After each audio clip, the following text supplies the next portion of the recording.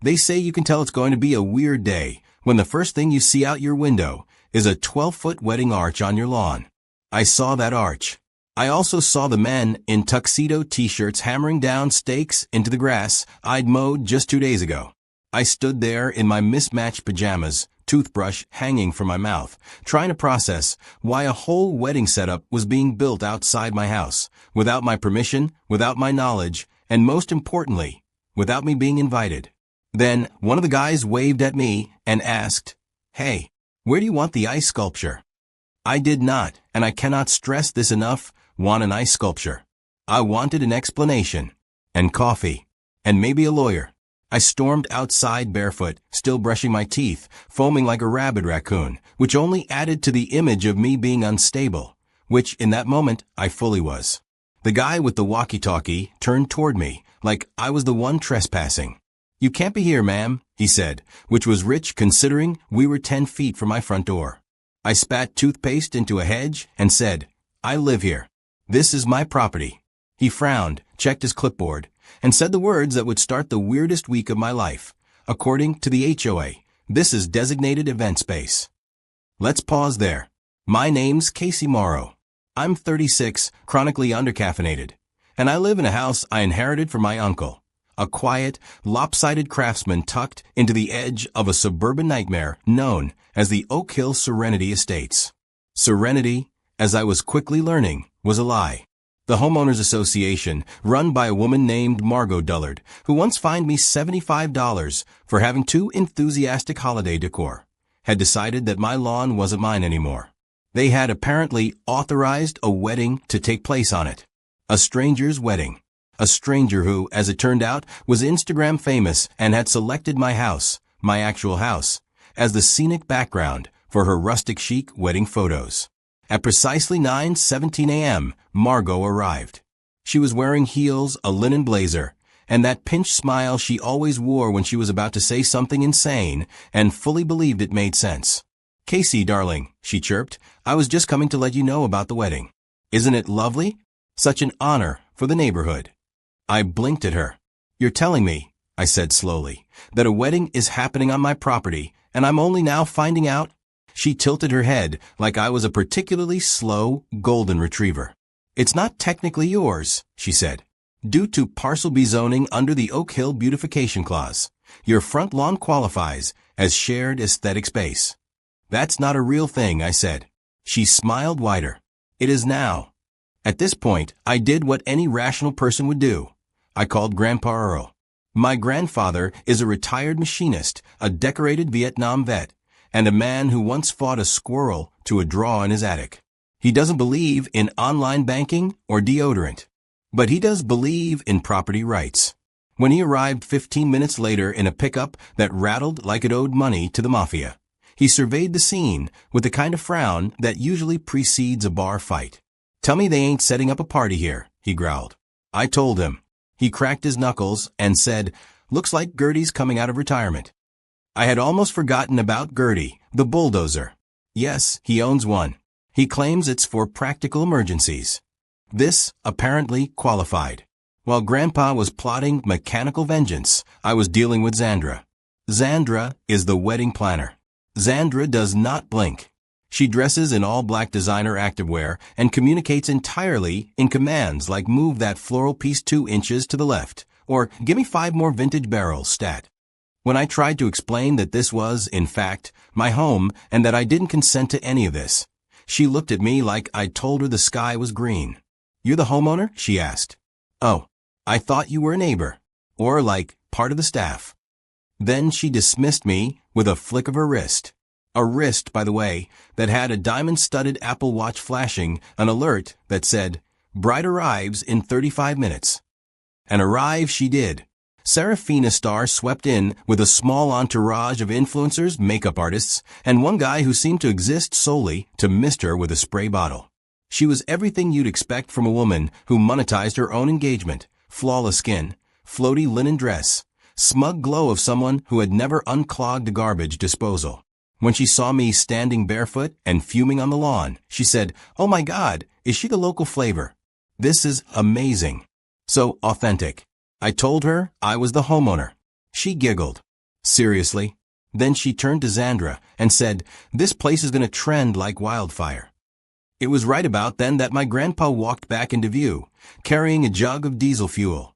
"Time to fire her up," he said. And I believed him. Margot reappeared just in time to see Grandpa heading toward the barn. She intercepted him like a linebacker. "You can't interfere," she warned. "There are legal contracts." Grandpa didn't slow down. "So's the Constitution," he muttered. "We'll see which one wins." That's when I knew this wasn't just a misunderstanding. This was war. I spent the rest of the morning trying to track down any paperwork that proved my lawn was, in fact, mine. My uncle had always been disorganized, and the property line was apparently just ambiguous enough for the HOA to exploit. According to the town records I managed to dig up online, there had been a zoning dispute in the 90s that was never fully resolved, which meant the HOA had found just enough wiggle room to squeeze in their ridiculous beautification clause. As the sun dipped lower, the wedding tent grew larger. Fairy lights sparkled. Floral centerpieces began to arrive in refrigerated vans. At one point, a harpist wandered into my living room and asked where she could set up. I told her she could set up in Margot's bathtub. By nightfall, the entire neighborhood had chosen sides. Some of the nosy ones, like old Mr. Frankel, who watches everything from his porch with a pair of binoculars, were thrilled by the drama. "This is better than Netflix," he said. My best friend Rico arrived with popcorn and a camcorder. "We're making a documentary," he told me. Working title: Bridezilla vs. Bulldozer, a love story. I didn't sleep that night. Not just because there was a literal wedding rehearsal happening 20 feet from my bedroom window, but because I knew this wasn't going to be a one-day nuisance. This was personal. The HOA had overstepped. They thought I wouldn't fight back. They didn't know about the map. They didn't know about Gertie. And they sure as hell didn't know about Grandpa Earl. The morning after the rehearsal, I woke to the sound of laughter and music. Not just the kind of quiet background hum you'd expect from wedding prep, but a full-on playlist of curated acoustic pop echoing across my lawn like a Spotify ad that forgot it wasn't welcome. I peeled open the blinds to see a fleet of pastel-colored vans parked on the street and a human wall of event coordinators in matching polo shirts swarming like cheerful ants. They were stringing lights through the trees, unloading barrels labeled artisanal root beer, and setting up a fake barn wall that somehow looked more barn-like than the real barn on the property. I hadn't even had coffee yet, and I was already fantasizing about cutting the speaker cables with gardening shears. I marched outside to try once again to reason with anyone, when I found myself face to face with a man named Chad who was adjusting a chalkboard sign that read, "Welcome to the Star Wedding, Love, Laughter, and Lavender." I told him the wedding was not happening here. He looked confused and asked if I was a day of coordinator. I told him I was the owner of the land he was stapling that sign into. He laughed awkwardly and said, "I thought this was HOA turf." That phrase made something in me snap. It was the smug certainty with which he said it, as if my home had become just another HOA asset like the community pool or the mailbox kiosk. Margot arrived 10 minutes later in a golf cart adorned with white ribbon. She stepped out like a queen inspecting her domain, clipboard in hand, and gave me the same expression you give a pet that just pooped on your rug. "Casey," she said, like we were two old friends navigating a mild disagreement. "I assumed after yesterday's delightful rehearsal you'd made peace with the situation." I told her I'd rather share a sleeping bag with a skunk than make peace with anything involving her or this wedding. She sighed, as if my resistance was a personal inconvenience. "It's just one day," she said. "One magical high-profile influencer boost a day that will increase our neighborhood's visibility, improve property values, and position us as a venue for future." "Nope," I cut her off. "We're not a venue. This is my house. My land. Not a rentable backdrop for a stranger's Pinterest fantasy." She narrowed her eyes slightly. "Casey, the HOA board voted unanimously. The beautification clause clearly states that designated public use spaces can be temporarily reassigned for community events." I countered that my lawn was not a community event stage. She countered that it was if the HOA declared it one. By then, Rico had joined me, camera in hand. He'd taken to documenting everything under the guise of producing an exposed/indie film. He muttered, "If she says beautification clause one more time, I'm making it the villain's name in my screenplay." Margot ignored him and handed me a packet. "Here are the permits and schedules. You'll notice everything is quite official. Zandra's firm has handled all legal requirements." I scanned the papers, full of vague language and dense legalese. I couldn't find any signature lines with my name on them. That's when Zandra appeared, flanked by two assistants who looked like they hadn't blinked since sunrise. "Is there an issue?" she asked, her voice the oral equivalent of a frozen margarita, sharp cold, and bound to give you a headache. I told her the issue was that she was building a wedding on property she didn't have rights to. She glanced at the clipboard. "We have HOA authorization." "You don't have mine," I snapped. She offered a half-smile that somehow made her look more dangerous. "I suggest you take it up with your HOA, not us. Our bride is arriving in 3 hours, and she expects a flawless environment. And if I have to explain to her that the homeowner is being difficult, it will not go over well for anyone." That was when it really hit me. I was being steamrolled by people who believed that a wedding hashtag was more powerful than actual property rights. The terrifying thing was that they might be right, at least socially. If Serafina Starr posted one filtered photo of my house and tagged me as some kind of crazy local who tried to ruin her day, I'd be skewered in the comment section of the entire internet. I realized I wasn't just dealing with a local HOA problem. I was dealing with a modern-day digital mob that hadn't even been summoned yet. But when it arrived, it would arrive with algorithms. Rico turned to me and said, "You need proof. Like legal proof. You gotta shut this down before the bride shows up. Once she posts the first picture, it's over." The internet makes everything permanent. Grandpa Earl, who had been conspicuously absent for a few hours, re-emerged from the barn holding what looked like a rolled-up treasure map. "Your uncle had this stuffed behind the furnace," he said. "Might be the original zoning layout." We spread it out on the hood of his truck and examined it. The edges were torn and part of it had water damage, but there was something interesting about the lines. It looked like the property lines extended past what the HOA claimed. In fact, it seemed to include not just my lawn, but an entire wedge of land that the HOA had recently rebranded as the Community Reflection Garden. Rico took pictures. Grandpa pointed at the map. "This is how we take it back. You get the original deed, you get the map verified.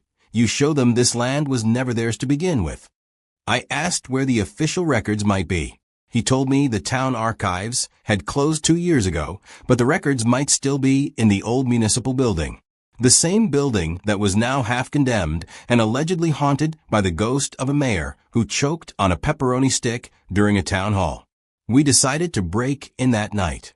But first, the bride arrived. She was early.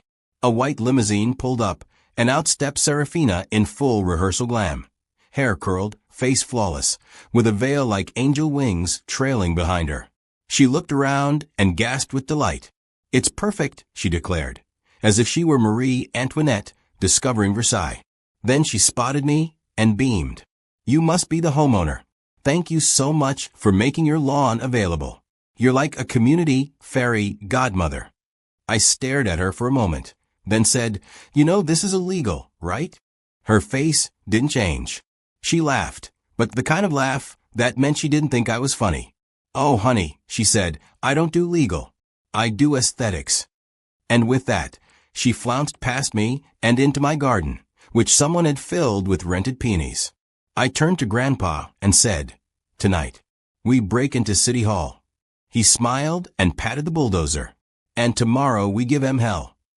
The town's old municipal building sat at the far edge of Main Street, behind a shuttered bait shop and a rusting water tower that hadn't pumped anything but bird nests in 20 years. By day, it looked abandoned. By night, it looked like the place where horror movies begin. Cracked windows, a crooked close sign, a single flickering light above the door that no one could figure out how to turn off or replace. Naturally, this was where the zoning truth might be hidden, The only place that could prove my lawn hadn't suddenly morphed into a public performance venue for influencers in white lace. We didn't tell anyone about our little heist. Not even Rico, who was already planning a dramatic reenactment for his documentary. Grandpa brought his old locksmith kit, a flashlight, and 2 sandwiches because he didn't trust the snack situation in abandoned government buildings. I brought gloves, a hoodie, and a deep, bitter well of resentment for everyone involved in this ridiculous mess. It was well past midnight when we picked the lock and slipped inside. The air smelled like mold, old carpet, and the kind of secrets no one wants to talk about. Our footsteps echoed down the dusty hall like we were ghosts trespassing in our own town's forgotten memory. We headed straight for the records room, which was locked, but not well. Grandpa had it open in 10 seconds flat, muttering something about how today's locks were made for amateurs. Inside, we found filing cabinets taller than both of us, labeled in peeling tape. Property, AG Property, HM, and so on. We went straight to the M drawer, digging for Morrow. It took over an hour, but we found it. A manila folder, dusty and warped with time, with my uncle's name scribbled in faded ink across the front. Inside were photocopies of land surveys, purchase receipts, and a zoning letter dated 1978. But the real treasure was folded neatly in the back. A color-coded property map that clearly outlined the boundaries of the lot. And those boundaries did not end at my porch. They extended a good 30 feet into what the HOA now claimed as shared beautification space. There it was. Proof. Actual, legal proof that they had overstepped. I felt like I'd just discovered a buried artifact that would rewrite history. We photographed everything, scanned the documents with Rico's phone app, and carefully refolded the map. But as we were leaving, Grandpa paused near the old council chamber door. You know, he said, I used to sit in on meetings here. Your grandmother called it civic duty. I called it boredom with air conditioning. I nodded, already itching to get home and blast this evidence in Margot's face. Can we be sentimental after we destroy the HOA's credibility? He chuckled and followed me out into the night. Back at home, the wedding prep had escalated into what looked like a Renaissance fair sponsored by a skincare brand. There were now hay bales positioned around my mailbox and a vintage clawfoot tub filled with ice and artisanal kombucha. Someone had set up a neon sign in the shape of a heart that read Serafina plus Skylar forever, and I made a mental note to unplug it and throw it into the creek as soon as I had the chance. Rico arrived just as the sun came up, rubbing sleep from his eyes and already filming. Did you get it? He asked. I handed him the map and the scanned documents. He whistled. This is gold. You've got them dead to rights. We scheduled an emergency visit to the town clerk's office. I figured once we showed them the documents, they'd intervene, halt the wedding, and confirm the property rights. But when we arrived, the town clerk, a wiry man named Lester, who always smelled faintly of tuna, shrugged and said, I can't get involved. It's a civil matter. I stared at him. So you're telling me the HOA can just take over someone's land and the town doesn't care? He shrugged again. If it were me, I'd call a lawyer. Or the local news. But officially, my hands are tied. It wasn't the answer I wanted, but it gave me an idea. If the law wasn't going to move fast enough, maybe publicity would. Rico suggested we live stream a walkthrough of the property, showing the original map and documents, and contrast it with what the HOA had claimed. People love a good David versus Goliath story, he said. And with the bride being a minor celebrity, we might even hijack the hashtag. We launched the stream that afternoon. Rico narrated, I pointed out boundary markers, and Grandpa chimed in with colorful commentary, like, that's where I planted a flag in '84 after killing a rattlesnake with a shovel. Within 2 hours, the stream had over 5,000 views. That night, Serafina showed up at my door with a look of perfectly curated concern. She wore what I assumed was her casual concern outfit, jeans that cost more than my car, and a sweater that probably had a backstory involving alpacas and mindfulness retreats. Hi, she said, with the smile of someone who thinks she's about to defuse a bomb with charm. I saw your little video. Cute. Really. But I think you might be overreacting. I told her she was literally trespassing on private land, and that her wedding was a violation of zoning laws. She sighed. Listen, I get that this is emotional for you, but you could really use this moment. You're being seen.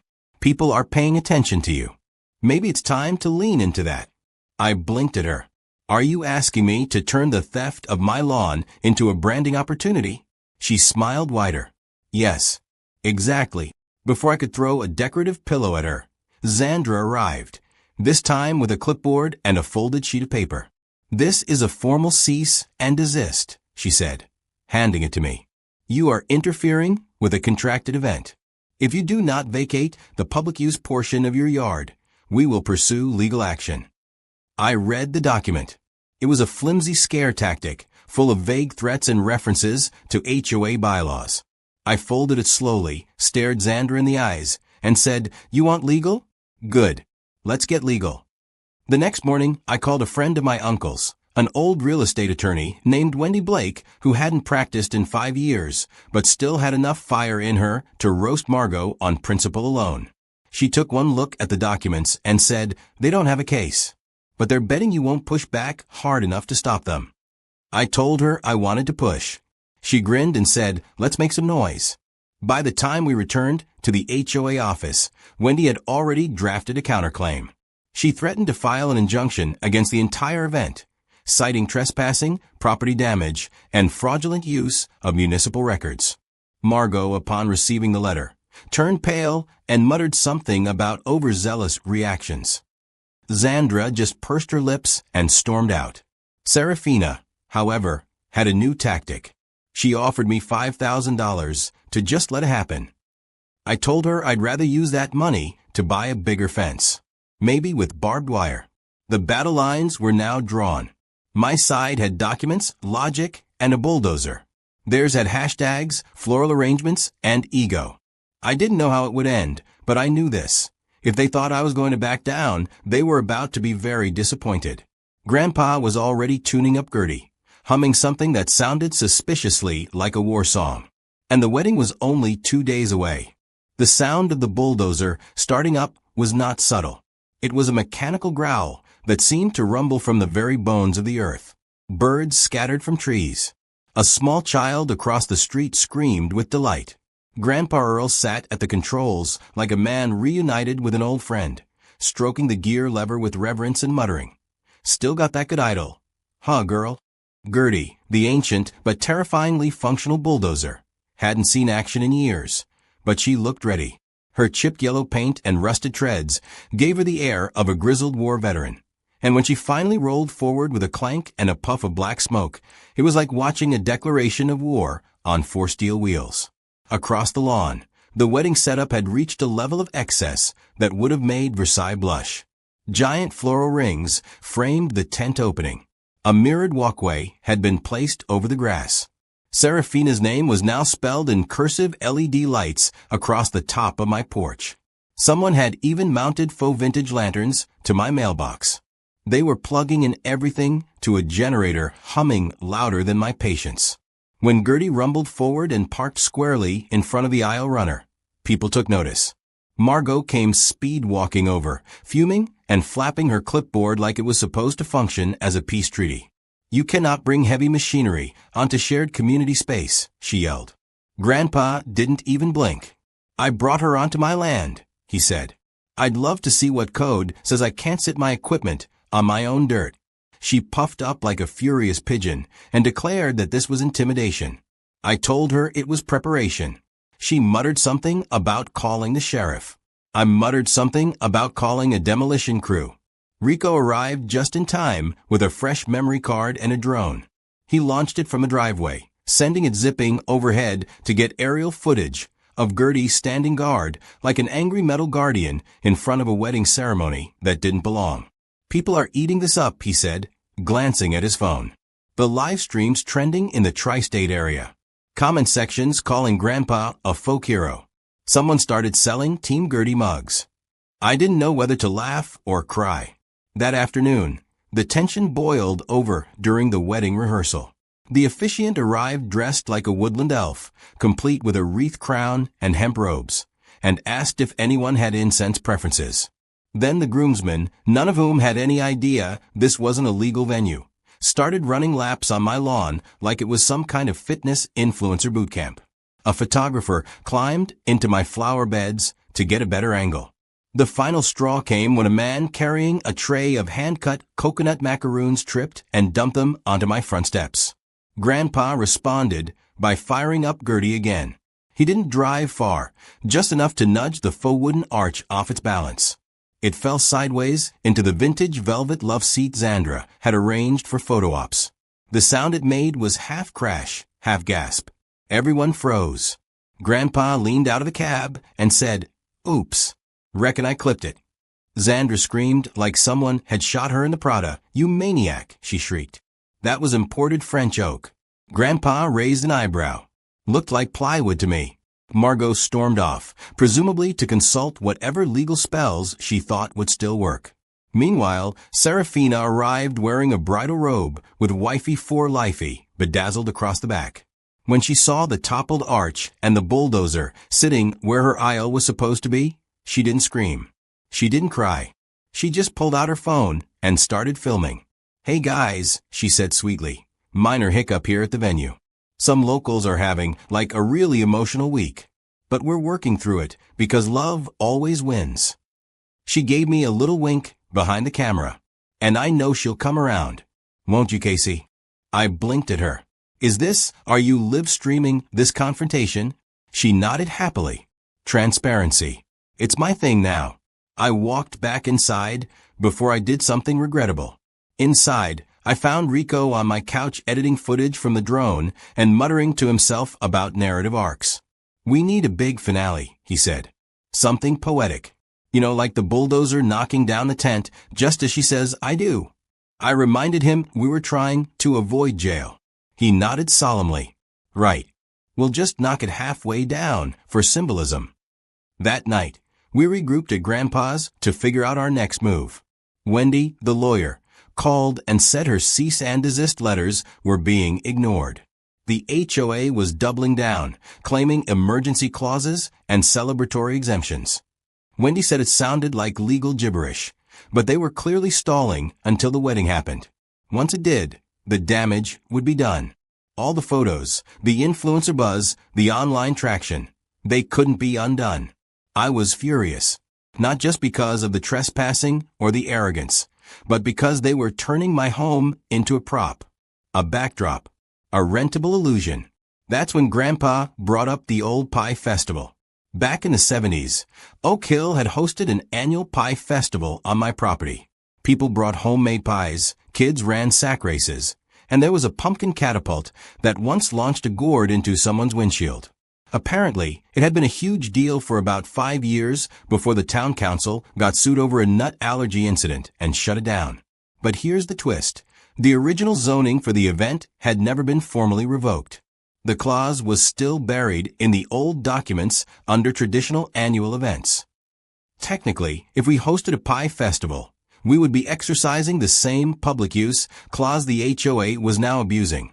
Wendy confirmed it. The clause had never been repealed, just ignored. If we announced the revival of the Oak Hill Pie Festival and filed it with the town as a legacy event, we could schedule it on the same day as the wedding.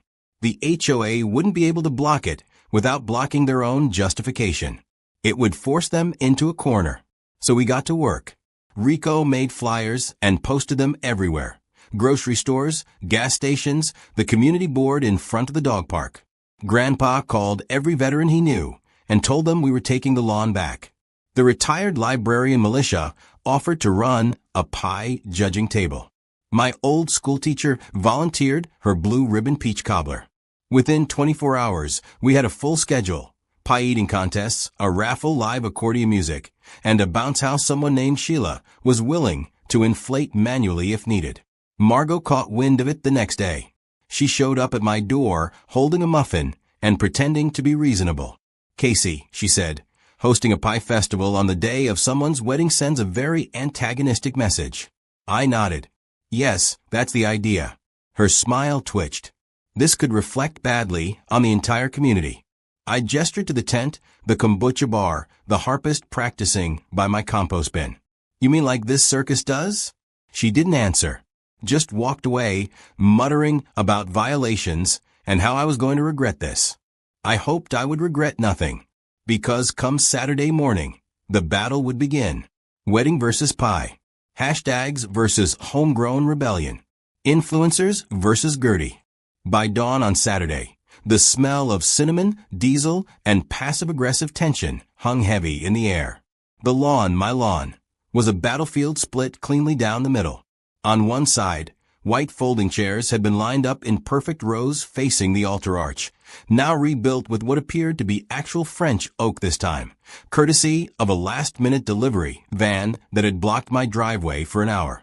On the other side, long tables were being stacked with pies of every imaginable variety: apple, cherry, rhubarb, pecan, pumpkin, and at least 3 that were labeled mystery, in enthusiastic cursive. The Pie Festival banner flapped proudly between 2 flagpoles someone's cousin had salvaged from an old high school football game. It was beautiful and absurd and absolutely, entirely, intentionally real. Rico was already filming, his lens capturing everything from the gleaming crusts to the arriving guests. "They're showing up in droves," he said, scrolling through a live feed. Apparently someone on Reddit picked it up. "We're trending under #PieNotPride." Not the best name, but the engagement is fire. Wendy arrived shortly after in a pantsuit and hiking boots, the unofficial uniform of someone prepared for legal battle and a pie-eating contest. She handed me a folder. "I filed everything," she said. "The town can't say a word against this. If the HOA tries to interfere, they'll have to invalidate their own claim to the wedding." I opened the folder, saw the stamp forms, and felt a wave of vindication rush through me that nearly knocked me off my feet. The townspeople were excited in a way I hadn't seen in years. Retirees in lawn chairs, kids with whipped cream on their cheeks, teenagers selling homemade lemonade. An elderly man played polka on an accordion with such intensity you'd think he was auditioning for a war. A face-painting station appeared seemingly out of nowhere. The local bakery donated 20 pies, one of which came with a note that said, "We stand with Casey." I felt like a very strange kind of revolutionary. Across the yard, Serafina's crew was setting up with surgical precision. Xandra paced back and forth barking commands like a general preparing for siege. The bride herself was being primped under a silk canopy by 2 makeup artists, a hairstylist, and a woman whose only job seemed to be misting her with rose water every 20 seconds. The wedding guests were arriving too, dressed in coordinated pastels, wearing lanyards labeled VIP attendee. It felt more like a film premiere than a marriage ceremony. Several of them looked visibly confused about the pies. One woman whispered, "Are we in the right place?" Another, with a tight bun and sharper heels, muttered, "This is why I don't do destination weddings." Then Margot showed up, flanked by 2 HOA board members, and holding a megaphone. "Attention attendees of the unauthorized pie festival," she began, her voice shrill and brittle. "You are in violation of the Oak Hill HOA's event policy. This gathering has not been sanctioned, and participation may result in penalties or legal." Her speech was cut off by a rogue pie flying through the air and smacking directly into the side of the megaphone. It was blueberry. The silence that followed was the kind that stretches on forever and yet somehow only lasts 2 seconds. Then someone clapped. Then a few more. And then the whole pie festival erupted in spontaneous applause. Margot turned purple and stormed off, leaving a trail of crust and blue filling in her wake. Wendy leaned over to me and said, "That's going to look great in court." The groomsmen began their entrance music just as Grandpa pulled Gertie into position again, directly in front of the mirrored walkway. He wasn't moving or threatening anything, just present. A big, yellow, symbolic reminder that this land wasn't theirs. Serafina took one look at him and whispered something to Xandra, who marched over to Wendy and thrust another cease and desist letter into her hand. Wendy read it once, laughed, and folded it into an origami swan. "No court will back this," she said. "Try again." Xandra looked like she wanted to throw a chair. Instead, she stomped back and hissed something at the harpist, who promptly started playing a more aggressive version of Canon in D. Rico was on fire. He bounced between events, filming pie tosses, slow-mo footage of Grandpa polishing Gertie, guest reactions, and drone shots that panned between the wedding tent and the chaotic joy of the festival. "This is gold," he said breathlessly. "This is the third act crescendo." I asked him if we were the heroes or the villains. He thought for a second and said, "You're the misunderstood protagonist. Gertie's the antihero. Serafina is the corporate antagonist with a killer wardrobe." Then came the real twist. A city clerk arrived unannounced, holding a file folder and a look of grave discomfort. He pulled Wendy aside. They whispered for a few minutes.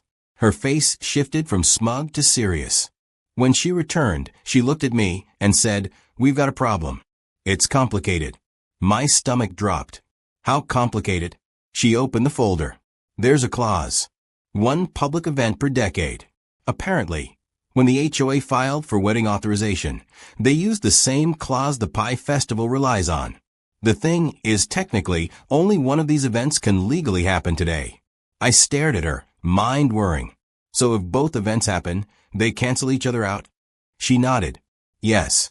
And whoever continues their event beyond that line is in violation, which means fines, lawsuits, possible property seizure if the HOA pushes it." The crowd behind us was still eating pie, oblivious. On the other side, Serafina was adjusting her veil, posing for early ceremony shots. I looked between them. My home, my festival, her wedding. Only one could win. Then I remembered the live stream. I ran to Rico. "How many people are watching?" He checked his phone. "Almost 70,000. I took a deep breath. "We're going to let them choose." So we pivoted. I took the mic from the pie-eating contest announcer and stood on a picnic table. "Hey everyone," I called out. "Quick update. Turns out, legally, only one of these events is allowed to finish today. We're going to settle it fair and square, by vote. One pie, one voice." Rico pointed his camera at me, streaming everything. "You vote with your dessert. If you're here for the wedding, grab one of Serafina's monogrammed cupcakes. If you're here for the pie festival, take a slice of anything from our table. Whatever's left, standing by 3 o'clock wins." By 2:30, the cupcake table was untouched. The pie table was nearly empty. At 2:59, the accordion player played the final note of Sweet Caroline. At 3 o'clock, Grandpa gently rolled Gertie forward 10 feet and, with a subtle nudge, knocked over the floral wedding arch. It toppled like a domino, taking the rented photo booth with it. Someone gasped. Someone else cheered. Serafina stood frozen, clutching her veil, mascara running down her cheek like war paint. The Pie Festival was the winner. The wedding was over before it began. The tent was half collapsed, the mirrored walkway cracked down the middle like the wedding's very soul, and the harpist had stopped mid-arpeggio to record the chaos on her phone. A groomsman was helping himself to a slice of cherry pie, clearly confused about whether the ceremony was still happening. Serafina stood in front of what used to be her altar, clutching her bouquet like a weapon, her expression somewhere between shell-shocked and vengeful. Her pristine dress was untouched, but her fantasy? Absolutely obliterated. Gertie sat humming nearby, content in her conquest, her engine ticking softly like the satisfied sigh of an old war machine. Grandpa Earl remained in the driver's seat, arms crossed, looking like he'd just successfully defended a small nation with nothing but grit and motor oil. For a moment, the lawn was still. Not quiet, exactly. Kids were still laughing. Someone was playing kazoo in the distance. And the pie judges were deep in a heated debate over whether banana cream counted as traditional, but still in the sense that everyone had paused to witness whatever came next. All eyes were on Serafina, waiting to see if the bride would cry, scream, or perform some social media alchemy that turned this train wreck into a self-care retreat post. She did none of those things. Instead, she stepped forward, walked directly up to me, and asked the question I'd been expecting since the whole mess began. "Do you know what you've done?" I nodded. "Yeah. I stopped you from stealing my yard." She laughed, but it was the hollow kind that doesn't touch your eyes. This was supposed to be the biggest day of my career. We had over 100,000 people watching the live stream. I had 3 sponsors lined up: a skincare brand, a pet food startup, and a boutique wine cooler company. Do you understand how rare that is? I glanced around at the crushed flowers, overturned chairs, and group of elderly women high-fiving over rhubarb pie victories. I think rare is a generous word for what this was. Xandra appeared beside her, fuming, hair frizzed and clipboard bent like she tried to snap it in half and failed. "We're going to sue," she hissed. "Personal damages. Professional sabotage. We'll bury you in paperwork. You'll be bankrupt by Christmas." Before I could respond, Wendy stepped up behind me like a legal shadow. "Actually," she said, flipping open a folder with the kind of confidence that smells like courtroom victories and vanilla lattes, "you can't. You signed a usage contract based on fraudulent land claims by the HOA, who misrepresented ownership. That means any event plans you made based on that contract are invalid. Legally speaking, your sponsors owe you nothing, and you have no standing to claim damages against my client, whose land you trespassed on." Repeatedly. Xandra opened her mouth, then closed it again. Serafina blinked, like someone trying to process a language she didn't speak. Then she said the thing that finally made me laugh out loud. "But we already printed the wedding hashtag on the napkins." I lost it. Full belly laugh, the kind that made my ribs hurt and my eyes water. Behind me, someone clapped. Then more joined in. And before I knew it, the Pie Festival crowd was applauding, not in mockery, but in a sort of communal catharsis. A slow-building cheer that swept across the yard like a victory parade on a breeze of cinnamon and triumph. Serafina, to her credit, didn't cry. She didn't scream or throw her veil on the ground. She just turned, walked away with quiet fury, and climbed into the white limousine waiting at the curb. One of her bridesmaids followed, carrying a box of untouched cupcakes. The door closed, the engine started, and the limo drove off without fanfare or final words. Just like that, the wedding was over. What remained was mine again. My grass, my porch, my pie-filled lawn and stubborn family and nosy neighbors, now unified by one weird, delicious act of defiance. Margot Dullard was the last to leave. She approached me slowly, hands behind her back, face drawn tight with defeat. "You've humiliated the HOA," she said. "Made a spectacle of our leadership." I looked at her, still holding a half-eaten slice of blueberry pie. "You humiliated yourselves," I said. "You just never expected anyone to call you on it." She sighed and glanced around at the pie-stained chaos. "The board will convene. This isn't over." I offered her a bite of the pie. "It is for today," I said. She didn't take it. Later that evening, as the sun dipped low and the last of the pie stand were packed away, I sat on the porch with Grandpa and Rico, the 3 of us watching the empty tent skeletons being hauled off by a confused rental crew. Rico showed us clips from the drone footage, the toppling arch in slow motion, the cheer when the pie vote was announced, the exact moment Gertie nudged the walkway, and a flock of startled doves escaped into the sky like a coordinated PR stunt. "You're going viral," he said, scrolling through comments. Somebody already started a fan page for Grandpa. "Bulldozer Justice, the Earl Legacy." Grandpa grunted. "Tell them I'm not signing autographs, unless they bring bourbon and baked goods." Wendy joined us with 2 paper plates and a slice of celebratory peach pie. "I've already filed the necessary counterclaims," she said. "The HOA is going to be audited. Your property rights will be permanently reaffirmed. And Margot's going to have to explain to the board why their emergency fund was used to reserve a wedding harpist from out of state." I took a bite of pie and closed my eyes. Best tasting justice I've ever had. In the days that followed, the aftermath played out online and off. Serafina's social media pivoted to a journey of healing narrative that featured a lot of yoga and herbal tea shots. She never mentioned me by name, but did post a thinly veiled story about small-town resistance to innovation. The HOA held an emergency meeting where Margot was voted out as president and replaced by a quiet but ferocious woman named Joan who promised to end the nonsense. Wendy got 5 new clients. Rico's documentary, which he titled Law & Order, was picked up by a local streaming service and immediately nominated for a regional media award. And me? I got my porch back. The lawn healed. The crushed flowers were replanted.